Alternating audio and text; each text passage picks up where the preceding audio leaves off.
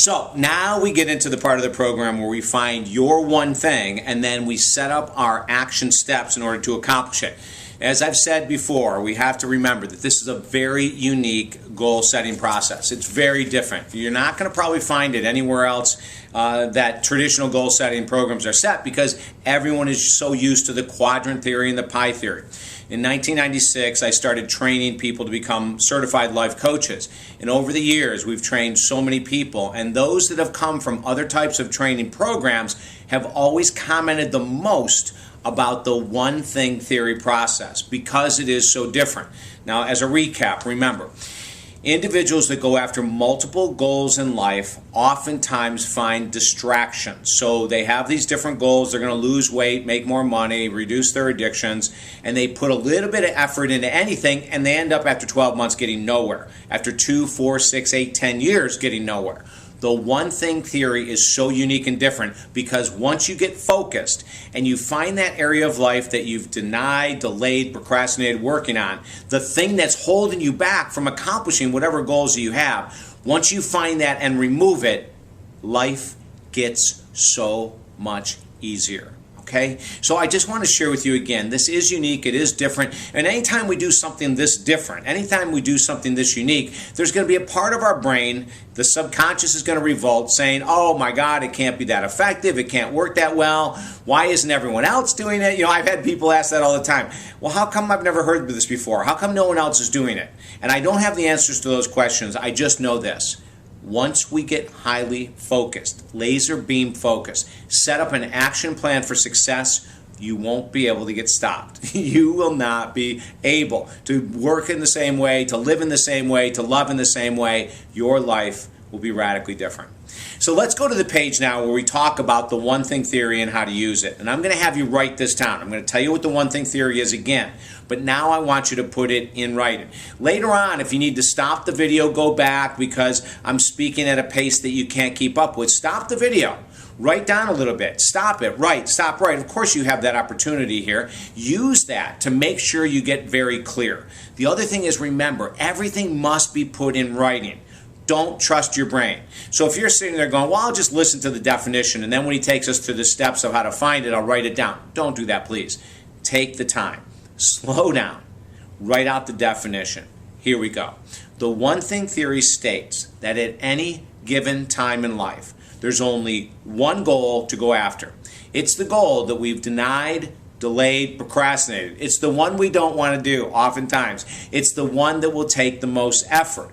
It's the one that when we look at it square in the eye, we might even start to get a little nervous. For some people, as I said, you know, it's about committing to the gym to lose weight, or letting go of an addiction, or deciding that you're going to get more focused and see how much you're spending on a daily, weekly, monthly basis. It's those things we know. You know, I worked with a client that had decided not to do taxes for 4 or 5 years. Every day of her life, she woke up knowing in the back of her mind she needed to get her taxes done. Guess what her one thing was, right? So the definition again, the one thing theory states that at any given time in life, there's only one goal to go after. It's often the goal that we've denied, delayed, procrastinated. It's the one that will take the most effort, without a doubt. However, it's also the one that will offer the most rewards. And once you get on this program of finding the one thing and working it 5 days a week, 20 minutes to 2 hours per day, your life will radically be changed forever. So that's the basis of the one thing. It's like, let me remove what's holding me back. Let me take out the anchors that are holding me back in life so I can have the passion, the energy, the drive to do what I want to do in life. Now, in many programs, people will go, well, I don't want to fool around with what's holding me back. I just want to get into the fun. I just want to make more money. I just want to have a better body. But then we go back to that whole thing about human nature, our desire to get the most out of life with minimal effort, right? It's never worked in the past. It's not going to work right now. We've got to find the thing that's holding us back. Once again, so many other goal-setting programs, if you walk in and sit down with someone, they'll go, what do you want to accomplish? What's your vision board? What's your dream board? What do you want to accomplish? And so you'll rattle off, I want to make $500,000 a year, I want to have a home in Tahiti and a home in Colorado, and I want all these things. And they'll go, great, let's start working on it. But guess what? If there's a belief system that you're not worthy of money or you're not worthy of love, if there's a belief system that life should be easier and you shouldn't have to work that hard, That could be your one thing. Shifting that belief could be the one thing, because if you don't shift it, no matter how much effort you put into these other goals, there's something called self-sabotage that'll probably happen. In other words, because you don't feel worthy, because you haven't altered your beliefs, you'll go back to your old ways. Like, we want it to be easy. We want it to be fun. We don't have to want to work on some of these things that you and I are looking at right now. And yet, this is the key to success. So, now that we understand what the one thing theory is, the one thing theory states that at any given time in life, there's only one goal to go after. It's the one we've denied, delayed, procrastinated. It's the one we don't want to do. But once we find it and put effort into it 5 days a week, 20 minutes to 2 hours per day, for a minimal of 90 days, our lives will be radically changed. You know, it's oftentimes that when you put that commitment in at the end of 90 days, getting sober is no longer that big of a struggle. Forgiving someone for something done in the past where it used to really nag you whenever you heard their voice or you heard their name, it's no big deal anymore. You know, to budget so you feel a little bit more secure financially. 90 days before you started this program, you might go, oh my, I hate budgeting. 90 days later, it's like, whatever. You know, it's like brushing your teeth. Kids hate to brush their teeth, and then hopefully as they grow up, they're okay with it, right? But in the beginning, it's a pain in the butt.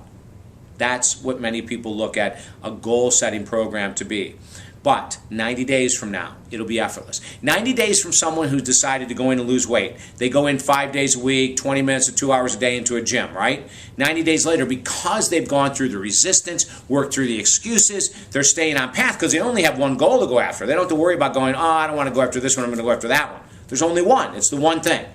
90 days later, all of a sudden, they're finding out the gym isn't such a crappy place after all. They're finding out that it's not that scary, that there's actually really nice people in there. Even though we're not bodybuilders, that, wow, you know what we find out? We find out that very few other people are too, you know? It's kind of a cool thing. How do we find it? When you look at your sheet now, there's that section, how to find the one thing. This is what I want you to do. Write down these 6 categories. Number 1, relationship with self. Number 2, career. Number 3, health. Number 4, finances. Number 5, spirituality. And number 6, relationship with others.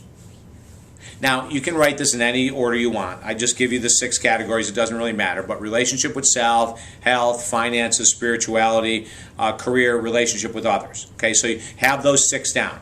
If you didn't get them, stop this video right now, rewind it, and get those 6 categories. They've got to be put down. All right, now, once you have these categories, let me explain this. These are the major categories in life where for most of us, the one thing is hiding, the thing we've denied, delayed, procrastinated. So I want you to flip the page over so you can't see it. And just sort of look at the video as I'm talking to you, and I'm going to tell you this. In those 6 categories, the one thing is residing in a possible 3 of the 6. In 3 of those 6 categories, the one thing is hiding. That's the thing we've denied, delayed, procrastinated. It's the thing that we don't really want to work on. But it's the thing that's holding us back in life. And once we become free of that one thing, our life will be radically changed forever. Now, flip the page back really quickly, very fast. Don't do it slowly. Don't think. Put an X mark next to the 3 categories of the 6 where the one thing might be hiding. Do that now.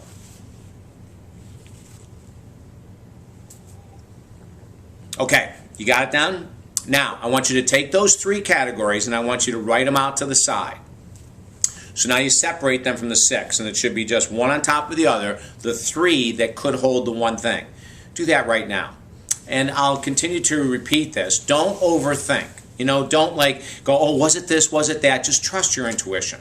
And if the one thing changes, which I'll talk about in a couple minutes, you can always alter your goal-setting program. For some people it does, for most people it doesn't. Now, flip the page and sort of just look at the camera here, and I want you to think like this. Of the 3 categories that you now have separated from the 6, one of them has the one thing sitting in it, the thing we've denied, delayed, procrastinated. One of those categories is your area of life that's holding you back. Just one of those categories has the one thing in it that we've denied, delayed, procrastinated, we've known for a while, maybe months or years, that we really need to take care of it, but we just haven't. Flip it back, quickly circle the one area. Quickly circle the one area. What is it for you? Does it surprise you? Is it something you thought it would be? For many people, it is a surprise. They go, oh my gosh, I really have never really wanted to see that I'm in denial about this relationship with others or relationship with myself. Or I'm seeing now I've been in denial about my finances or my health. Even though I stand in the mirror, I haven't done anything about my body in years. And that's my one thing. Okay, now the next step, whatever you have, whatever you circled, separate that from the pack. So now you have it all sitting by itself. Whatever that one area of life that you've denied, delayed, procrastinated, separate it by itself. Now, underneath that area, if it was health, relationship with self, relationship with others, finances, spirituality, career, whatever area it was, I want you to write underneath that category all of the subcategories that could be a part of that main event that you selected. I'll give you an example. Let's say that you chose finances. Well, underneath finances, you'd write expenses, debt, income, etc. You might even write belief about money. If you know that you're struggling with belief about money, you might write belief systems about money. You might write guilt. You're afraid that if you had more money, you'd feel guilty because people in other parts of the world don't have money, right? That'd be part of your belief system. But what are all the subcategories that you haven't want to deal with? Maybe part of the subcategories in regards to finances you haven't want to deal with is taxes. Maybe it's taxes.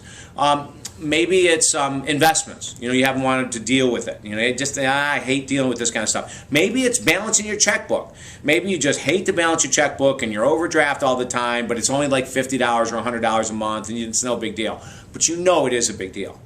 Write down all of those subcategories. If you chose health, underneath health you might write down stress, eating habits, exercise habits. You might write down overweight. You might write down low self-esteem because you have low self-esteem. You might write down low energy levels. So do you see where I'm going here?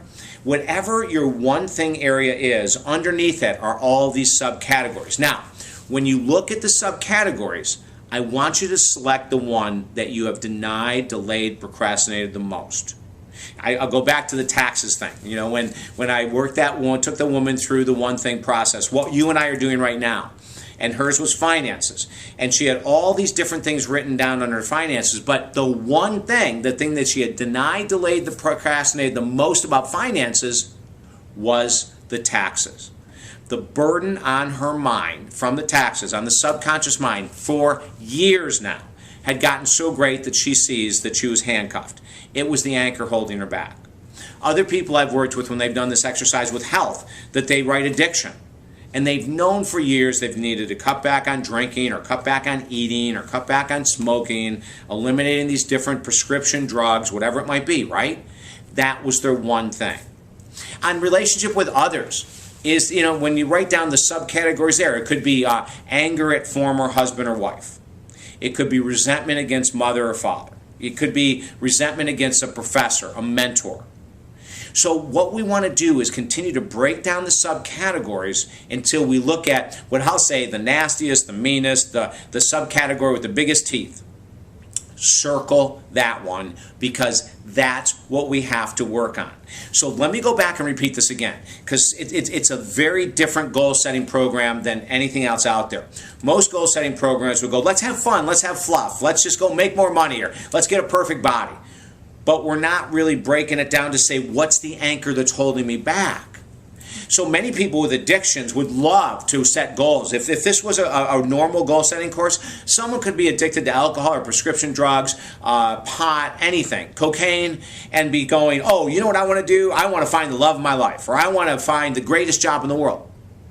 But the reason the one thing theory is so effective is because even if you found the greatest love of your life, your addiction is going to screw it up. Do you know what I mean? Even if you found the greatest job, you're going to underperform because your addiction is ruling you. So even if you make more money, if you have a belief system that you're not really worthy of making more money, you're going to screw it up. So that's why we say, let's do it differently this time. The reason that you're with me is because other programs have not worked for you. That's the reason that everyone comes to me for the one thing theory. It's the reason that you join this course because you're hoping to find something different. And guess what? You have. But it's so different, your mind might rebel. And I'm going to ask you just to keep moving forward. When you find the one thing, sometimes people say, could it change? And I'm going to tell you how it could change. Let's say today that you found the one thing and it ends up being in health. And let's just say for the heck of it that you go, you know what I need to do is I need to get in and really change my diet. So 30 days down the road, or maybe even 3 weeks down the road, you're in changing your diet and you're making all these changes, and then in your writing, you're journaling every night how I'm feeling about this program. Here are the good things going on, here are the not so good things going on. And all of a sudden something pops into your head. And you go, oh my God, I still hate my father. Or I still hate my former lover. Or I still have resentments against, and you wonder, could that be my one thing? And here's the answer. No matter what comes up in a week or 2 weeks or 3 weeks or 4 or 5 weeks down the road, sometimes people want to switch their one thing. And here's your answer to that. If the new one thing that has come up from you working so diligently 5 days a week on the original one thing goal, if a new one comes up, it must be more, let's say, scarier. It must be more difficult. It must be harder in order for you to switch to the new goal. Does that make sense? Because sometimes what will happen is you'll get on this goal of forgiving someone, and then all of a sudden 5 weeks down the road you'll go, oh, no, it's not that. I need to just start spending more time reading novels or something. You go, wait a minute, reading novels is a lot easier than forgiving someone. Let me go back to the original one thing. I'm not going to switch. But on the other hand, if you're working hard 5 days a week, 20 minutes to 2 hours a day, and a new goal pops into your head, and it's more difficult, and it is something you've procrastinated even longer on, you can switch. And then we're going to take you through now what you do once you find it. Just apply the same principles, okay? If you have questions, email me. I think it's pretty self-explanatory. Never switch your one thing goal unless the new one is more difficult. End of statement. That's all you'll need to know. Now, what do you do once you find it? Okay, now this is where the goal setting system, I like to call it the goal achievement system, comes into place. You have to have an organized, focused system to work, or it's going to be like all the other times you've said you're going to make changes and you don't. The reason we don't make changes is because we don't have a system in writing. So when you look at the next page, it says at the top, the 3 keys to manifesting the one thing in your life. The 3 keys to manifesting the one thing in your life. So once you find the one thing, the subcategory, the thing that you've denied, delayed, procrastinated, the anchor that's holding you back, that you know if you could get rid of, your life would radically change. We need to apply these principles. Number 1, intention. So intention is like an affirmation. Intention should begin with the words I am. I am has this amazing, powerful life force that starts to push you forward towards a goal. So whatever the one thing is, I want you to write, I am. It might be losing weight. It might be changing my diet. It might be letting go of alcohol. It might be making more money. I want you just to write a simple statement out of what your one thing is in the positive. So it could be, I am working on my sobriety and will be sober in 90 days. I am working on my weight loss and will apply 5 days a week for the next 90 days, 1 hour a day. You can create any kind of intention. We used to go into a lot more detail with intentions and affirmations, but now we keep them really simple. It's all about beginning it with I am, putting the statement of the life change that you want to make, and creating it in a 90-day program. So when you write down, I am sober, I am working on my sobriety for the next 90 days, I am losing weight, I am working on my weight loss for the next 90 days, I am working on forgiving my father for various things that happened as a child over the next 90 days. The brain all of a sudden goes into this shift. It goes, wow, okay, first of all, they're going after something they haven't done in years, possibly. And the other thing is they put a time frame. They're going to actually work 5 days a week for 90 days. Do you see what I'm saying? How many times do we work 5 days a week for 90 days for anything? As a matter of fact, if you're going to live to be 80 years old, and I'm saying to you, I want you to commit a minimum of 90 straight days, 5 days a week to your goal. Don't you think you can do that? Isn't it worth it to see that this program will work, as we've told you with all the people we've worked on? And I'm not kidding you when I say this. If you apply yourself 5 days a week, 20 minutes to 2 hours a day for the next 90 days, your life will radically change. Now, how do you choose between the 20 minutes or 2 hours? The answer to that question is, how bad do you want it? How bad do you want to create a loving relationship? How bad do you want to be sober? How bad do you want to double your income? How bad do you want to lose weight? How badly do you want to fall back in love with yourself? How badly do you want a deeper relationship with God? That's going to dictate how much time you put into it. If you end the 90 days, you go, wow, you know what? I chose the smallest amount of time. David said 20 minutes to 2 hours. I only chose 20 minutes. My life is changing. It could be so much better. You'll know then you've got to ramp it up. The commitment must be greater. Okay, the next step is a surprising one. This is a step of gratitude. The reason I say it's surprising is because when you write this step out, it's going to be a little different. You're going to do this. I am so grateful to realize that my addiction has me in the place it does. I am so grateful to realize that my financial mess has me in the place it does. I am so grateful to realize that my resentments against my father, my mother, my former lover have tied me down in life. In other words, believe it or not, I want you to be grateful for the area of life that you're not working on. I want you to be grateful for the area of life that you now are working on and say that I have procrastinated all these months or years to get to this place and now I'm going to be doing this. So your pain, what you've denied, delayed, procrastinated, has you in this position right now where you're finally going to deal with it. And that's a statement of gratitude. In a lot of programs, we do the gratitude for what we don't even have. I am so grateful for my new partner when we're single. Well, that's fine. You can do that, but there isn't a lot of power in it, quite frankly. I'm grateful for my new job, and we haven't even started applying for new jobs. You can go ahead and do it. I'm not going to tell you not to. But when you say, I am grateful for this addiction because it's brought me to this place where I'm going to be free, I am grateful through this One Thing program to find out that I've been denying, delaying, procrastinating, taking care of my health or my taxes. See, there's power in that because now we're basing our world in reality versus fantasy. I know you understand this. Some people rebel actually in writing this down because they go, I don't want to be grateful for my addiction. I can sit here and tell you today, I am so grateful for my addictions, all of them. Every addiction that I finally faced, that I quit denying, every addiction that I got out of denial about and finally attacked has brought me to be the person I am today. I feel incredibly whole. I feel grounded. I feel real. I'm no longer playing the game of being David Essel. I am David Essel. I want you to be the same thing. But you can't be it in denial. The One Thing theory, the program you're going through, is meant to break us out of denial, to finally take care of that thing we've been procrastinating on for months or years. That's how powerful this program is. Now, next we go down to the action steps. Write this down. The action steps are the 7,000-pound hammer for personal growth. They really are. If you want to find out what's the difference between the Harv Ekers in the world making $1 million or the J.J. Virgins in the world changing people's lives on a daily basis, it's because they're out there doing the work 5 days a week or more. The action steps is the 7,000-pound hammer for personal growth, for success. Too many times we create a book, or I shouldn't say create a book, we buy a book that might be how to create easy living, how to manifest everything we want in minutes a day. We look for all these different titles, right? And then we say, why hasn't anything changed in 30, 60, 90 days? How come 6 months later I'm not really seeing any differences? It's because we haven't done the action work. We haven't done the steps. This is what I want you to do. Write this down.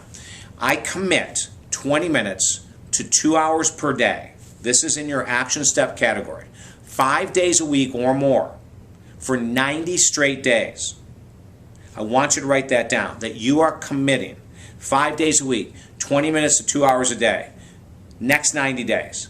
And these action steps must be specific, measurable, and timelined. They must be written in your iPhone. They must be put on your ledger. If you use a daily planner, you've got to put this stuff in writing.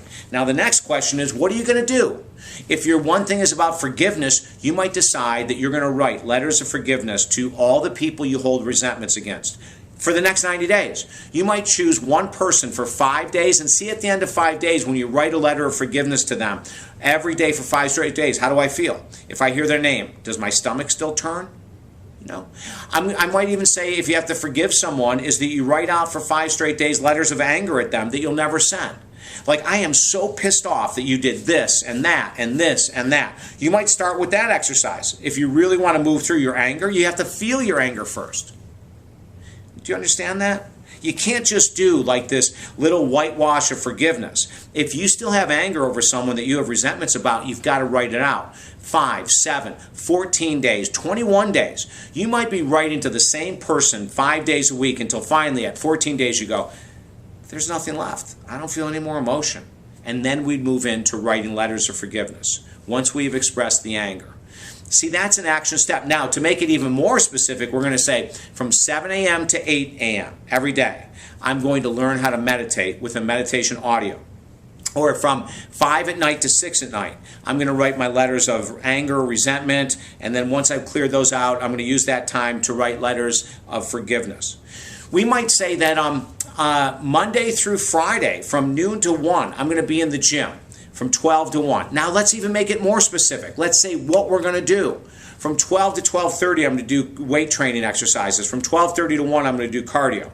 Or we might say that Tuesdays and Thursdays, I'm doing yoga. Monday, Wednesday, and Friday, I'm doing strength trainings and cardio. You know what I mean? So here's a big difference with this program. We're saying get specific, get measurable, get timeline. Everything has to be in writing. Some people say, can I do 7 days a week? And we say no. Never do 7 days a week of any type of goal-setting program. The most do 6. The minimal 5, the most 6. On the 7th day, rest. And I mean that sincerely. Take a day. It doesn't matter if it's a Monday, a Sunday, a Saturday, a Friday.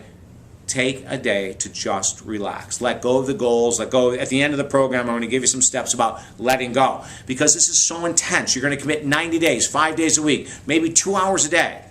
Do you remember what I told you about Angela, the girl that doubled her money in 90 days, doubled her income in 90 days? This is what her job was like. She went to work 9 to 5, Monday through Friday. From 6 to 8 at night, for 90 straight days, she applied herself to finding a new job, rewriting resumes, posting jobs on the internet, calling friends for references, calling friends for letters of recommendations. She spent 2 hours a day, 5 days a week, in order to radically change her life. This is the program that I want you to do as well. Now, we're done with the work. This is it. You found your one thing. You've gone ahead and you've created a 5-day-a-week plan of what you're going to do. It's measurable. You know the day of the week, the time that you're going to do it. You know exactly what you're going to do in that timeline. You need to now hold yourself accountable. This system, as you can tell by all the success stories I've shared, works. But it only works if you work it. You must commit to the work 5 days a week, a minimum of 90 days. On the next page, you're going to find why we have to set deadlines. Like, why do we say 90 days? Why do we say that we have to put in there, oh gosh, David's making me get very specific now. Monday, Wednesday, Friday. I mean, I have to plan ahead. I have to look ahead and say I'm going to do my workouts on these days, and I'm going to do my letter writing on these days, and I'm going to learn to meditate on these days, and I'm going to do my budgeting on these days, and I'm going to, every 5 days a week, I'm going to write down everything I spend. Let me tell you a story about one of my clients, Stevie, an amazing success story. She was an individual that when she came to me, we wanted to work on multiple goals, but we really focused on 2. She had 2 one things, and then we narrowed it down to her massive one thing, and it was all about money. And it was interesting because the very first thing she said is, I'm not making enough money. I don't have enough income. And when we went through and we did, on the very first session, we did an expense sheet of all the money that she spends. And we found out that it wasn't her income that was insufficient.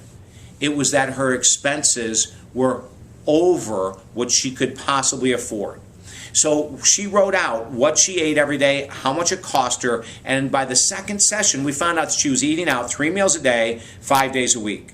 Hundreds of dollars a month that we never would have seen if she didn't do this written exercise. You see, there's a purpose to this madness that I have people write out all these things. There's a reason we want to do it. So if your one thing is money, you might say for the next 3 weeks, I'm going to write down everything I spend, every penny I spend, what I spend it out, and how I'm feeling in that moment. That could be your whole exercise for the first couple weeks of working with the one thing theory. So that in the physical world, you can blow your mind and go, oh my God, I can't believe I'm wasting this much money. Whatever the one thing area for you is, you have to commit to it. I'm going to say this again. All these people, Stevie and all these other people I've talked about, the only way that they got successful found success in as short as 90-day period of time is because they did the written work. They did the homework, 5 days a week, 20 minutes to 2 hours a day. Now, I've probably said that 300 times on this video because that's the missing link. Too many people say they want to accomplish goals. They write affirmations out. They visualize themselves in another zone, perfectly happy, but they don't do the work. They don't do the uncomfortable. I want your life to change, probably as badly as you do, but I know it's going to take a lot of work to have it happen. Are you ready?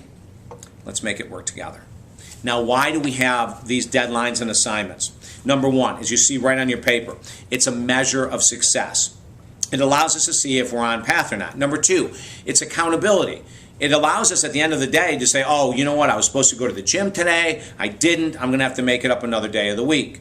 Number three, discipline. All great results will come from discipline. Your mom and dad, grandfather, your teachers, everyone's been telling you this, telling me this over the years, but so often we don't apply it to our lives. And the last, it's a form of effort. We can see on paper we're putting the effort out there. And if we put the effort out, it will return in spades. I promise you that. The next page. Where does resistance lie? And I'll read this as it sits right here. Where does the resistance to change appear in our lives and appear in the lives of others? Resistance to change. So you've made this deal with yourself, right? You're going to get sober, you're going to lose weight, you're going to forgive someone, you're going to start looking for a new job, you're going to maybe open up a part-time business. But there's going to be resistance to change. There's going to be excuses. Well, this sounds great, but I don't have the time, I don't have the money, I'm too old, I'm too young, I don't have the education, I don't have a degree. Angela had no degrees whatsoever when she doubled her money in 90 days. Okay, so let's throw that crap out the window. However, there's all kinds of excuses. The number one is always going to be time. People will always say, oh my gosh, if I had more time, I'd be in shape. David, if I had time, I would have lost 50 pounds by now. Remember Tracy? Fighting for her marriage, taking care of her 3 children, working. The number one thing that she said, now she's the one that lost 80 pounds and has kept it off for years now. The number one thing she said to me when I told her this was her one thing, I don't have the time. Everyone says something like that. What is the resistance to change that could hold you back? It could even be that you have a partner that's not excited about you making these changes. You know, like if alcohol is a part of your life, what about your friends? Your friends might go, oh my gosh, I don't want you to change. This is no fun.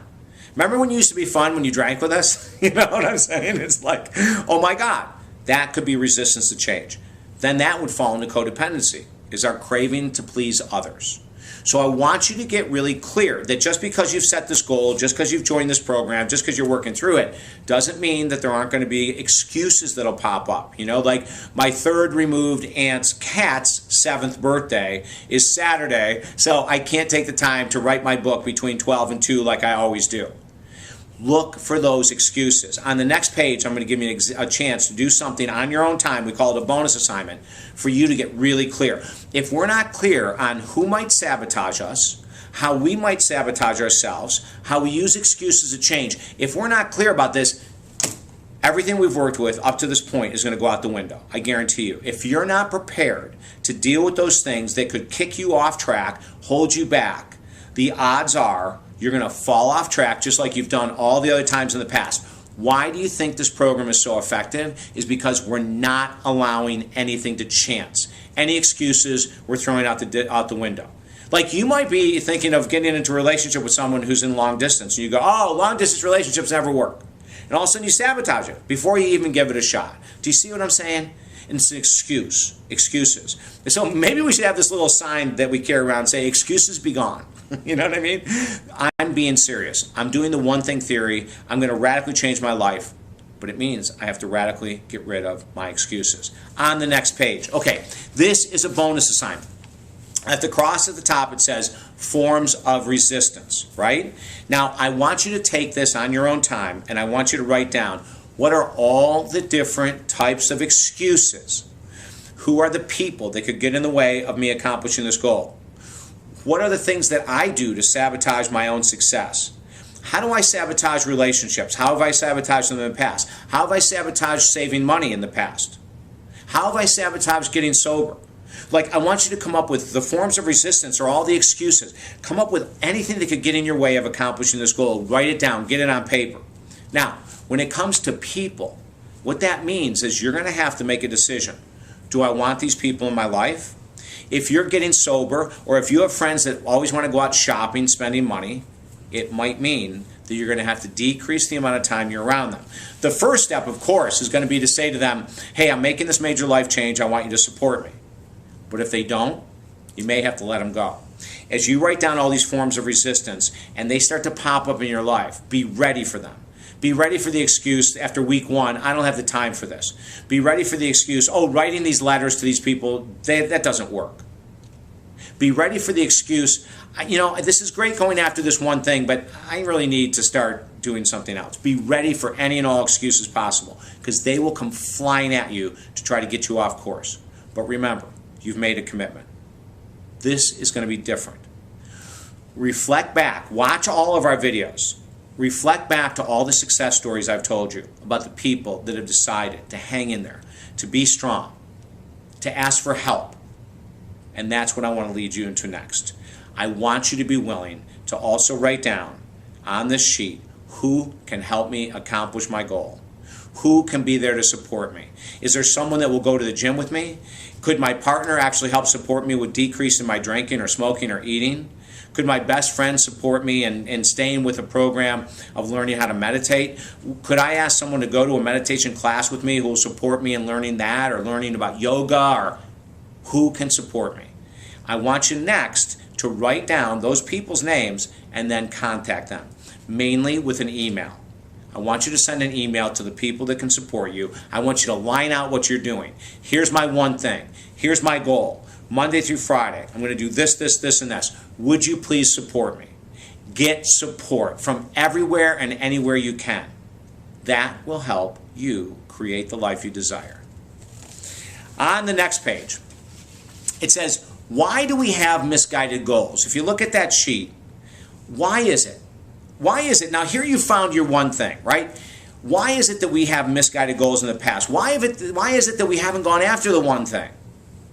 Why is it that we're shying away from getting sober or losing weight for good or saving money or whatever? Why is it?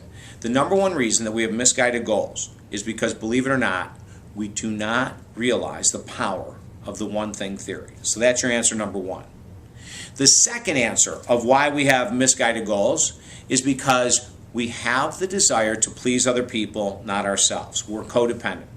So we know that we've needed to lose weight, save money, quit drinking, whatever it might be.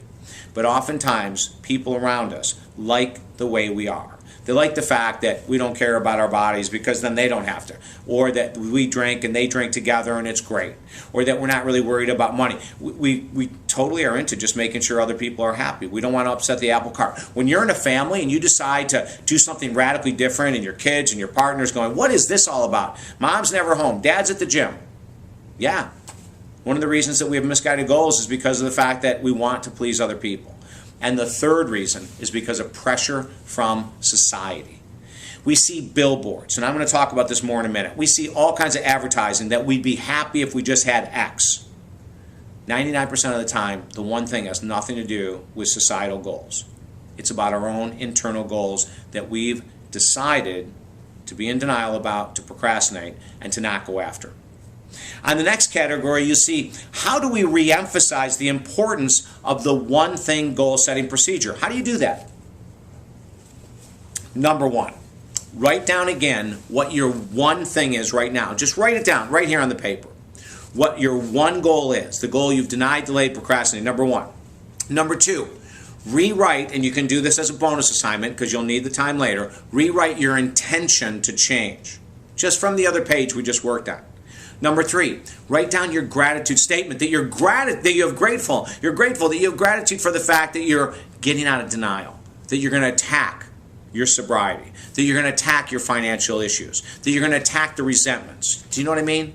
You're finally going to go after those things that you've been in denial about. And then the fourth is your action steps. They must be specific, measurable, timelined, 5 days a week, minimal, 20 minutes to 2 hours a day for 90 straight days. That's the program. Write that down. If you think I went a little too quickly, rewind. Go back. Make sure you have all this in writing. It's so crucial. The next is we talk about personal versus societal versus family goals. One of the reasons why we get so screwed up in goal setting is that we're not going after the goals that are most important to us. So number one, write this down. The personal goal is your one thing. I'm going to ask you to write it again. My one thing equals. Write it down, whatever it was, whatever category of life it was in. The next, when you look at societal goals, write this down. 3,500 times a day, we're being hit by advertisers and marketers telling us if we just had this ring, if we just had this car, if we just had this house, if we just had this body, if we just had something that we don't have right now, our life would be perfect. Most of the time it's nonsense. The truth is that if we would just get rid of the anchor, if we would find our one thing and get rid of it, our life would be radically changed forever. And I'm not saying it's not a good thing to have a nice car, nice house, nice rings, or whatever else. But that's not the priority, ladies and gentlemen. The priority is getting out of denial, going after that thing that we have been pushing away so we can be free emotionally, physically, and spiritually. And the last category of goals that we get all kinds of pressure about is from family. You know, our family wants us married by a certain time. Our family wants us to work in a certain kind of business, live in a certain area of the country. Our family wants us to have children. Our family doesn't want us to have children. Our family wants us to have a certain degree. There's all kinds of family pressure goals. So we're moving away from all those things because they misguide us. They often knock us off path. And we're going after the one thing that we've denied, delayed, procrastinated so we can be free emotionally, physically, spiritually. That's what we're doing here today. Now, as we end the course here, I want to share a couple things with you. Number one, once you set the one thing, this is going to sound a little oxymoronic, let go of the end result. In other words, set the one thing, plan Monday through Friday, write out a weekend ahead of time of what you're going to do, what date, specific measurable timeline, right? And then let it go. Let go of the worry. Let go of the anxiety around money. Let go of the worry around weight loss. Let go of the worry around resentment. Let go of the worry around getting a new job. Let go of the end result. In my book, Slow Down, the fastest way to get everything you want, the very end couple chapters are about letting go of the end result. And it's so crucial. I want you to move forward with peace of mind. I want you to move forward with faith. You know, the definition of faith is belief in the yet unseen. So I want you to have faith in the system, faith in you. If you do the work, you'll get what you want. I promise you that. Trust in the process of life is the next point. Sometimes we'll end up, asking people to support us and they won't. Don't get disappointed. Trust in the process. Sometimes we might be really excited for 2 or 3 weeks and then all of a sudden every day getting up and doing the goal is a challenge. Trust in the process. Keep doing the work. Sometimes we might be surprised to find out that there are people that we didn't think we could trust that are really going to be a big part of our success. Trust in the process. Sometimes we realize we cannot do this work alone and we have to get humble and ask for help. Trust in the process. It's going to work out. And then I mentioned a minute ago about faith. We have to believe in the yet unseen. We have to believe in the weight loss even though it's not off the body yet. We have to believe the money will come if we do the work even though it's not in our account. We have to believe that inner peace is possible through meditation even when we wake up today and we're feeling anxious. We have to believe in the yet unseen. Now, the last couple pages of the book are all about just little support systems to help you. You'll see a blessings of the day. This is a gratitude sheet. You can write down the blessings that came to you this week and make multiple copies of these sheets, okay? Just write down all the blessings that came to me. You can do it daily. This day. This is all the great things that happened to me today. It might be 1, 2, 3, 20. Then you'll see underneath that the blessings I gave to others. You can do it weekly or daily. I opened the door for someone walking in. I spent 20 minutes after lunch listening to a coworker who was in a lot of pain. What are you doing to help this world become a better place? And then the very last sheet that you'll see is a contract for life change. You see at the top all the affirmations. So many of my clients read these every morning and every night before they go to bed. It's just a great way to start the day and end the day. And then the contract for life change is pretty self-explanatory. You write in your name and you say from this moment forward on this date that you're going to commit yourself to these action steps. 5 days a week, 20 minutes to 2 hours a day, from this time to that time, and you write down specifically everything you're going to do. Then underneath that it says for every day I accomplish this goal, I'm going to put, it could be $2, $5, $10 in a home bank. Put it in a glass jar where you can see it. Okay? And at the end of 30 days, all the money that's accumulated, use it for yourself. Get a massage, get a tennis lesson, have fun. Go to movies if you don't normally go to movies. Have a great time with it. Now, here's the kicker. For every day you do not do what you promised yourself you would to accomplish the one thing, you must write a check to charity, the charity of your choice. See, this is one of those checks and balances type thing, right? Where you say, okay, I'm going to reward myself if I stay on path, but if I don't, I'm going to have to pay a price. This is it. Now you're on your own. You've gone through the complete process of the one thing that will radically change your life forever. I know that there's a lot of things we went over in this program that might seem bizarre, strange, because it's not normal to do goal setting this way. But I will remind you this. From 1996 to today, the one things in my life that I have chosen to go after, and there will always be another one thing, I have done so, and I'm so proud of the fact that I hung in there. Just like you, I'm going to find days, you're going to find days that you don't feel like doing the work. That's why we need outside help. Remember all the people I talked about that focused on one thing to be successful. Deepak Chopra, Wayne Dyer, Susie Orman. Remember the clients I shared with you. Tracy with the weight loss, Angela with doubling her income in 90 days, Crystal and her husband reclaiming their marriage after an affair to have it the deepest love relationship ever. All of these clients have done what you're doing right now. They've all hung in there. They followed the process. They wrote it down. They got specific. They knew that the most important thing in the world are their action steps they take every day. And at the end of 90 days, their life was radically changed forever. And yours will be too. I'm David Essel. You can always contact me at talkdavid.com. Send me an email. Let me know how you're doing. I can't wait to hear your success stories because just like everyone else I've discussed, you can have the same happen in your life. I'm going to wish you the best. Rock and roll. Go back over these videos as many times as you need. Go back over your writings as many times as you need. And remember to never lose faith. Always stay strong. Live boldly. Live positively. And I know this will work for you. Have a great day.